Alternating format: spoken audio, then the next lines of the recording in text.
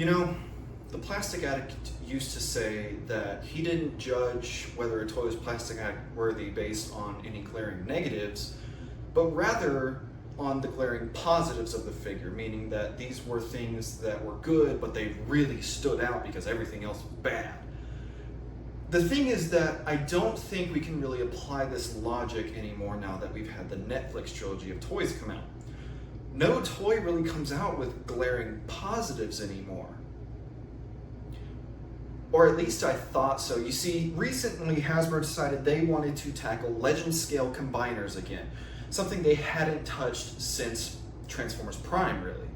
The difference here is that third-party companies, unlike Hasbro, don't have strict budget limitations.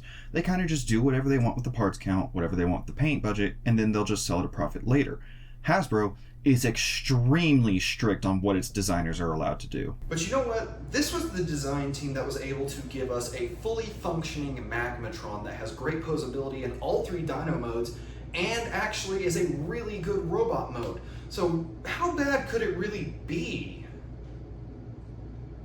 Did you read the title of the... How bad do you think it could be? Let's go through each figure individually based on release. Here we have Sludge. Now Sludge in Dino mode is about as good as he could be. He has no articulation in this mode, but that's pretty standard for core class beast formers. He actually has a lot of nice paint on him. The gold is very nice. The beret here, does help break stuff up a little bit, and the Autobot symbol is very clean. What I can't forgive are all of the sacrifices made to the robot mode. Here it is, folks. Everything that had to be sacrificed in order to make the combined mode work shows here. A robot mode that looks like the legs were brutally ripped off and then reattached by a toddler. He has okay articulation, but the moment you go to use it, you just realize how bad the engineering is. Now, full-scale combiners are already really difficult to do on their own, so I can only imagine how difficult it is to do them at the Legend scale. But you want to know something that would have made it easier on these guys? Don't do Dinobots! I mean, seriously, they could have done any other Legends combiner. They could have done Devastator, or maybe a combiner that doesn't rely on wildly different shapes coming together to form a cohesive robot mode. Like Defensor or the Aerial Bots. But maybe this was just some weird fluke. Maybe it gets better from here. Let's take a look at Slug and see. Oh, I had to speak, didn't I? Slug here unfortunately bears a lot of the sacrifices of the combined mode in his Dino mode, looking like he hasn't had his cesium salami sandwich in a while. He has at least some articulation in this mode, having universal joints on the front legs, swivels on the hind legs, and an opening mouth. Now, granted, most of the articulation is just due to the robot in combined mode, but at this rate I'll take whatever I can get. In robot mode, I do have to admit he's better than Sludge, but that's like saying McDonald's is healthier than Burger King. Are you really saying anything at that point? He's got similar articulations, but the proportions are just as off, being 75% leg and then looking like he has arms that came from a toddler. But hey, at least he doesn't look like he got blown up and put together by one. You know what? Wave 1's typically a rough patch. There's a learning curve. Maybe these were both just weird flukes. Let's go ahead and take a look at what Wave 2 had to offer.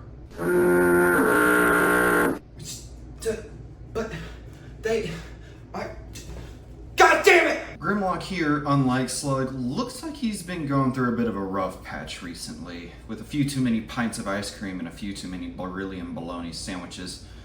He has some articulation, but a lot like the other core beasts, just in general, it's not all that usable. However, unlike Slug, he actually lost the ability to open and close his mouth. A lot of YouTubers should also lose the ability to open and close their mouths. In robot mode, Grimlock is basically exactly the same as Slug and Sludge. Rotation at the head, ball-jointed shoulders, although Grimlock does actually have a butterfly joint due to transformation, ball-jointed hips, ball-jointed knees, and a wrist swivel. However, none of it really looks good because once again, he has no real elbows, and thus, regardless of what pose you get him into, it doesn't look great. Okay, you know what? My hopes are already as low as they're gonna get. Let's just take a look at what Wave 3 has to offer. Wait, that actually doesn't look that bad. Huh. Maybe we're finally starting to get things up here. Let's go ahead and get to the review and see where things improved. Scar here is the new guy on the team, previously only being a name drop in the IDW comics. He's an Ankylosaurus, a dino mode that actually works really well at this size and in this style.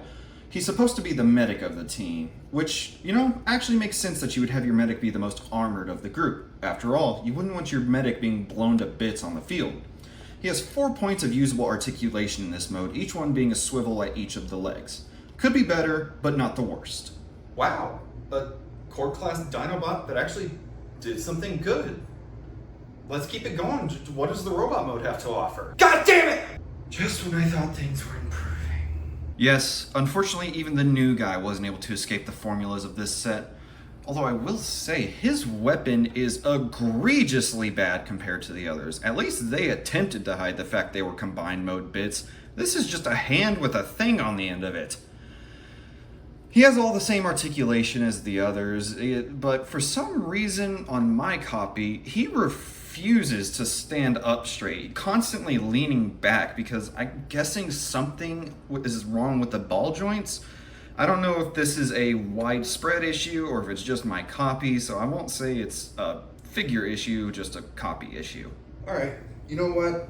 Let's just skip to the next one. We already know that's gonna be, that actually looks really nice. Swoop here is actually a really good interpretation of the G1 version, but he even goes as far as to have clever storage for the combined mode hands. The wings can flap a little bit, but it's not much, which is really my only issue with this mode. You know what? No. Scar was proof that just because the Dino mode looks good, that the robot mode can still suck. So let's go ahead and see it. Show me the robot mode. You're as beautiful as the day I lost you. Swoop here is, in my opinion, the best figure in the set, sporting the most articulation, clever use of the combined mode hand as weapons, and a nice paint job to top it all off.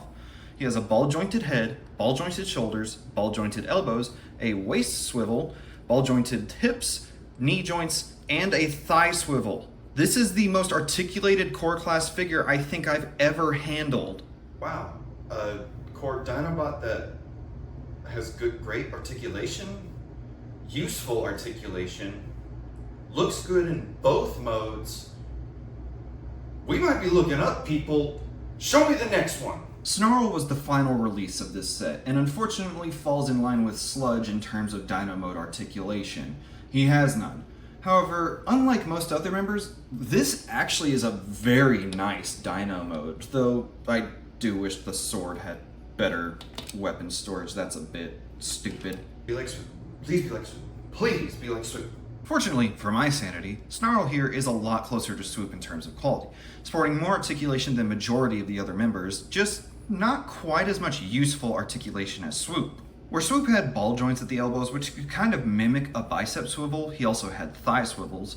Snarl here only has hinges at the elbows and no thigh swivel, meaning he is a little more limited. However, due to transformation, Snarl actually has butterfly joints. They don't look the best when you use them, but it is still a usable point of articulation. So the set is 2 for 6 so far. But remember, the entire reason that this set exists in the first place, and the entire reason Scar even got a figure, is because these guys are meant to combine. Hell, the boxes practically rubbed it in your face that they combined. So let's go ahead and take it the combined mode and see if all these sacrifices were worth it.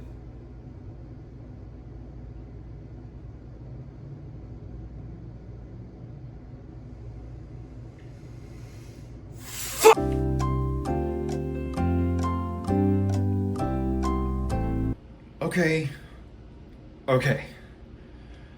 Now that I'm calmed down a little bit, let's bring in the combined mode.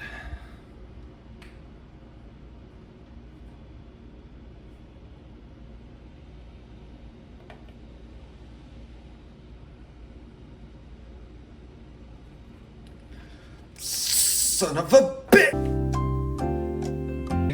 Okay, I'm good. Let's get this over with. This is Legacy Volcanicus, the second attempt Hasbro has done at a Volcanicus in the past decade, and both of them have absolutely sucked. Where this one has the better combined mode and proportions, that one had the better individual figures. However, again, Burger King McDonald's comparison, that's not saying much. Volcanicus here is an obvious pre-tool for Dino King from Transformers Victory. Hence why Slug is the chest, Grimlock is the leg, instead of the other way around. The best thing I can say about this combined mode is that the torso and head do look nice, but unfortunately, everything about this figure absolutely blows. The worst combined mode limb pretty easily goes to Swoop. He looks like he was holding on to Springer's bomb for a second too long. But by far, the worst part about this combined mode are the tolerance issues. Scar's combined mode hand comes off with the greatest of ease. If you move the shoulders around too much, they will literally just pop off. The waist is not strong enough to actually hold the knees up any meaningful way. And guess what? If you go to use the knees, they're incredibly loose.